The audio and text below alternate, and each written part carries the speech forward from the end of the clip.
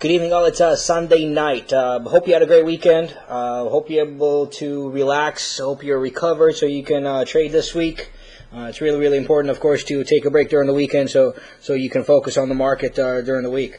The market went into a very sharp dive lately. NDX really took a dive all the way from the 2200 all the way down to the 2000. The S&P 500 is where we talked about before. We said, the lower top and the fact that it's showing a topping pattern and it's coming down and coming down pretty nice.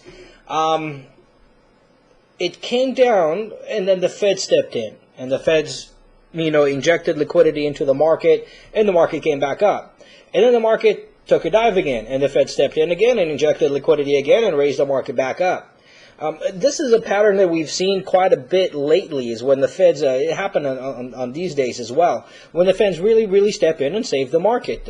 Market is just not allowed to come down anymore. They either put trading curbs on, or they inject liquidity, or they do something to prop the market back up. It's very interesting, but it does present a problem with trading, and that's that if you want to go short, if you want to go on the short side, you either have to wait for an overwhelming downtrend, or you have to trade on a short-term basis. And short-term basis, of course, works extremely well. It's our specialty. That's what we do. But it's not the long-term trend that we usually have.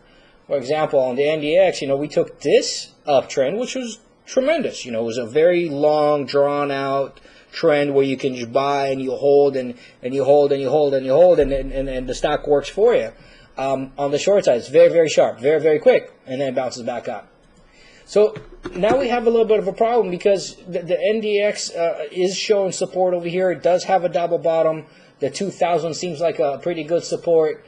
Dow Jones Industrial Average, same thing, also a higher bottom. 13,000 is support. S&P 500, same thing, also a higher bottom with 1440 as support. If we keep bouncing over here, the downtrend is over. That's it. Forget about the downtrend. We're going to get one of these, coming back up. I don't personally know what's going to happen. It could continue down. The action on Friday is basically what turned the market around, what gave us the double bottom. Friday's action, of course, was options expiration, so you never know if you can trust it or not. Maybe it was just market manipulation and it was going to be undone on Monday. So everything I'm saying can be undone tomorrow. For what I'm saying to be undone, we have to break support. That means that on the S&P 500, for example, you want to break this support, the 1440.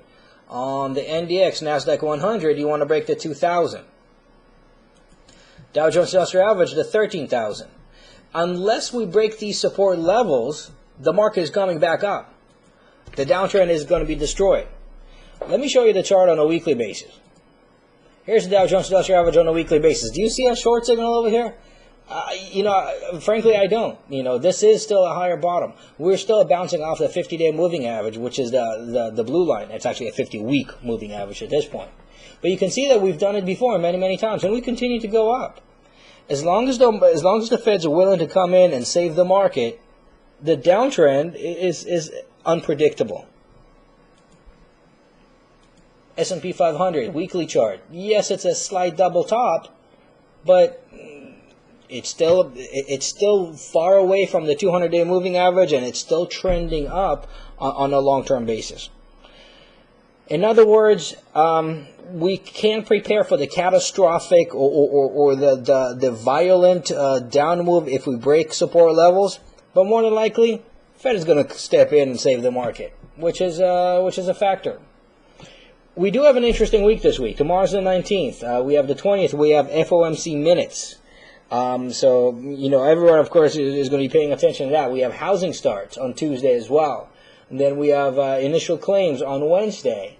Leading indicators, crude inventories on Wednesday, which is going to be a very busy week.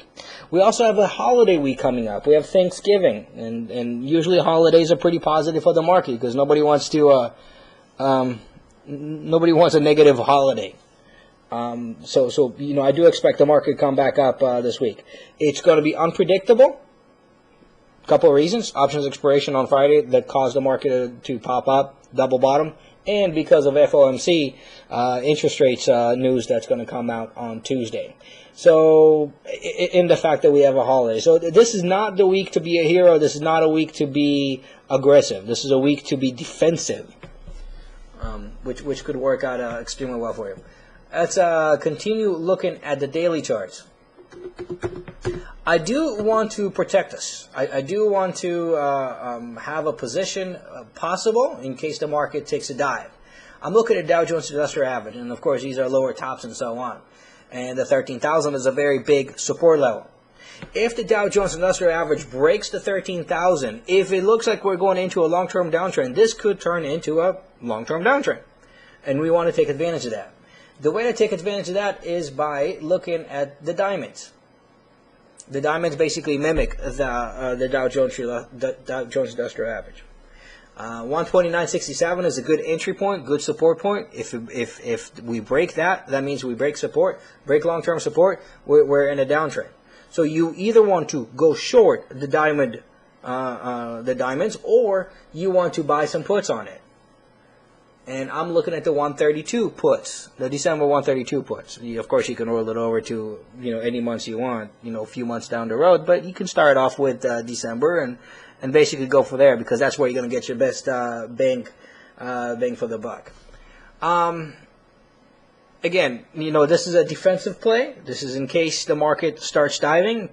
This will be a good position to take advantage of the market diving.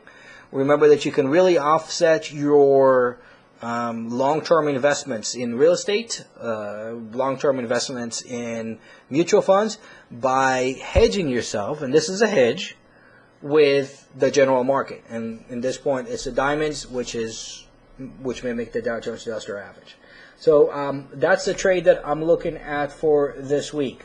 I did give you a trade a couple weeks ago, and that's LCC. And let me show you the trade on a 60-minute chart so you can see basically the last couple weeks. 25.22 is the entry I gave you. 25.22 penetrated, and then the stock went all the way down to 1980, 1996 or so. I'm sorry, let me get an exact figure. 1996, that was right. So it went 5 points, which is 20%, 25%, depends on how you calculate it. Pretty significant in just a few days. So really, really enjoyed the downtrend. That was a perfect trade for the downtrend. Very, very good profits, great risk-reward ratio in a very short period of time. Of course, now it came back up with the market because the market itself came back up. If and only if the market starts diving again, we're looking to rejoin this one. You can rejoin it by looking at the 2187. And you can come back into the stock and ride it some more. If and only if the market goes into a downtrend. Watch the news this week. Watch FOMC minutes. Watch housing starts. Watch the crude inventories, because oil prices are very important right now. Make sure that you are prepared for the holiday and start lowering your exposure to the market and lowering your activity in the market as we get closer and closer to Thanksgiving. And make sure that you enjoy your time with your family. Anyway, this is it for this week. Have a great week, a great holiday, and I'll talk to you next Sunday. Take care.